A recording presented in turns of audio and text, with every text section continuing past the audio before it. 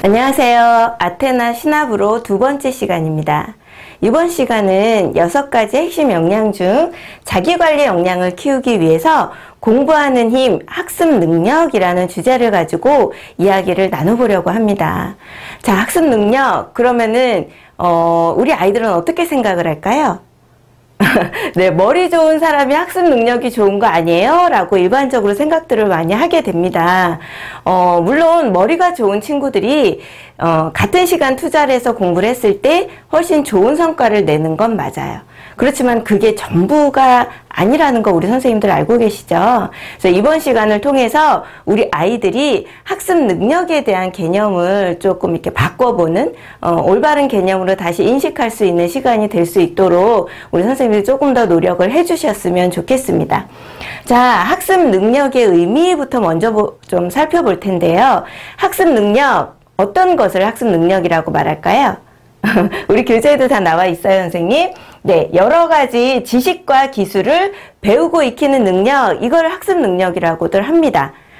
또 넓은 의미로 보면요, 학습에 영향을 미치는 모든 요소들의 총합이지요. 그래서 앞서서 이야기한 것처럼 우리 아이들이 학습 능력, 너는 학습 능력을 잘 가지고 있는 것 같아 라고 이야기를 했을 때 저는 선생님 머리가 나빠서요, 학습 능력이 별로 없을 것 같아요. 저는 공부를 못하니까 저는 학습 능력은 정말 꽝인 것 같아요. 이렇게 이야기하는 친구들이 종종 있거든요. 근데 학습 능력은 머리 좋은 것만을 의미하는 건 아니다 라는 것을 이번 시간에 조금 강조를 해주시면 좋을 것 같아요. 누구나가 다 학습 능력은 가지고 태어났죠.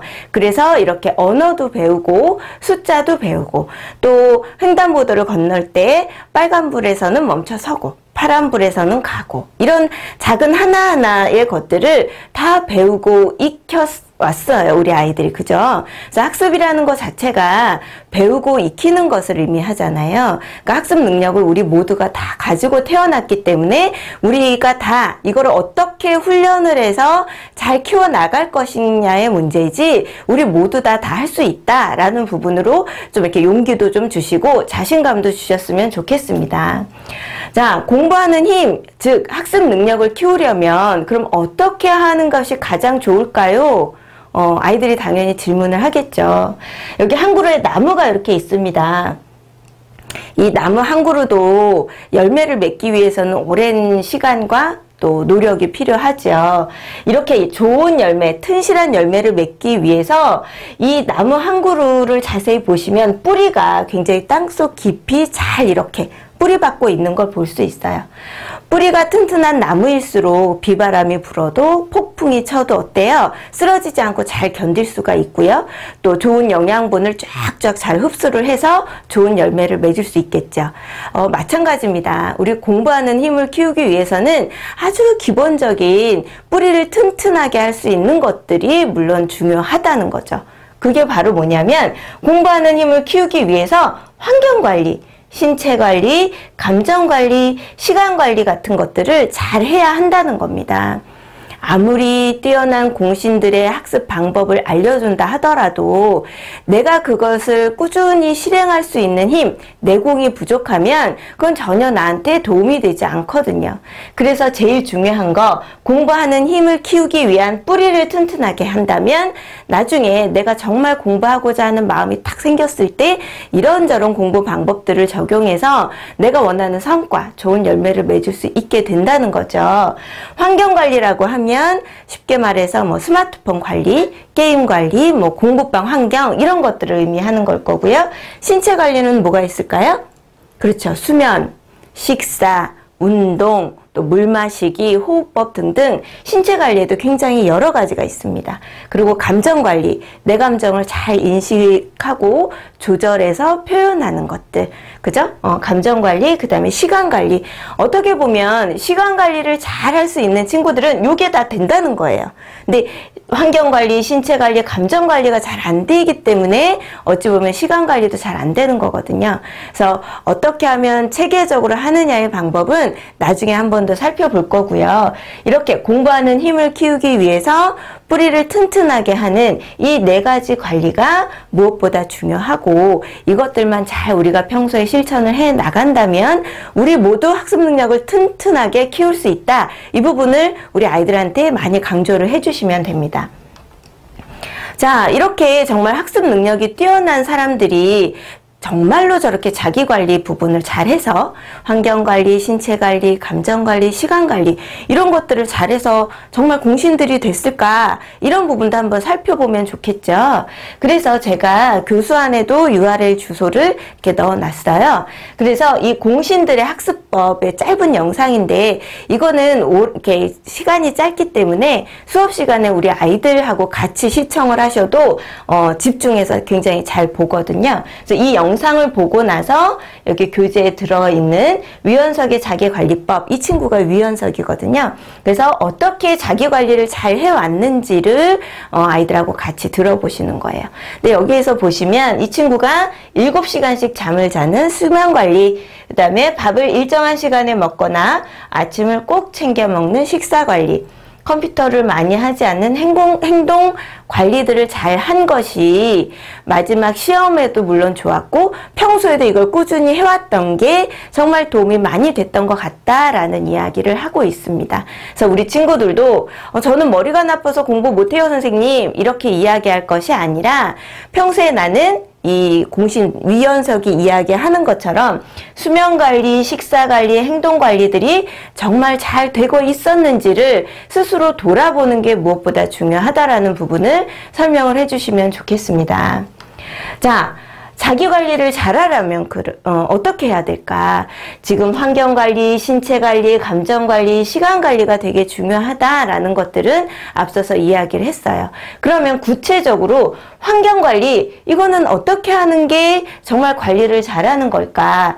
신체관리는 어떻게 하는 게 잘하는 걸까? 이것들을 아이들 스스로 생각해보고 작성할 수 있도록 도와주시는 겁니다. 우리 선생님들은요, 두근두근 자기주도 학습이라는 도서를 좀 참고를 해서 보시면 훨씬 도움이 많이 되실 거고요. 우리 아이들한테는 이 여러 가지 예 중에서 선생님들이 각 항목별로 그냥 하나 정도만 예를 그냥 들어주세요. 그래서 요것처럼 우리 스스로 할 수 있는 자기관리를 잘하기 위해서 필요한 방법들은 어떤 것이 있는지 작성해보자 라고 혼자 생각하고 작성할 수 있는 시간을 좀 주시는 게 좋습니다.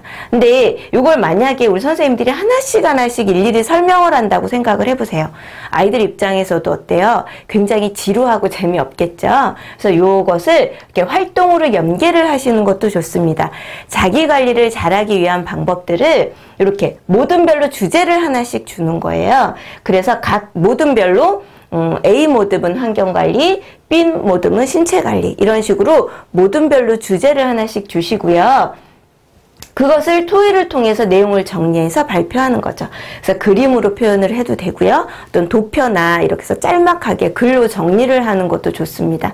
그래서 아이들 모든별로 이렇게 준비물을 준비해 두셨다가 아이들끼리 작성을 하고 발표를 하고, 그래서 우리 조는 환경관리만 했다 하더라도 다른 조에서 이야기했던 신체, 감정, 시간관리를 경청해서 잘 들을 수 있도록 하시고요. 요거는 이제 교실 한쪽 벽면에 전시를 해놓고 아이들 오며 가며 이렇게 볼 수 있도록 해주시면 좋겠죠. 그래서 아이들 발표를 다 하고 나면 선생님들이 좀 부족한 부분이라든지 빠진 부분들에 대해서 조언을 살짝 해주시는 거, 그것만 해주셔도 우리 아이들이 훨씬 더 본인들이 스스로 생각을 해서 발표했기 때문에 선생님들이 일방적으로 이렇게 설명해 주시는 것보다는 훨씬 오랫동안 기억을 할 수 있는 거죠.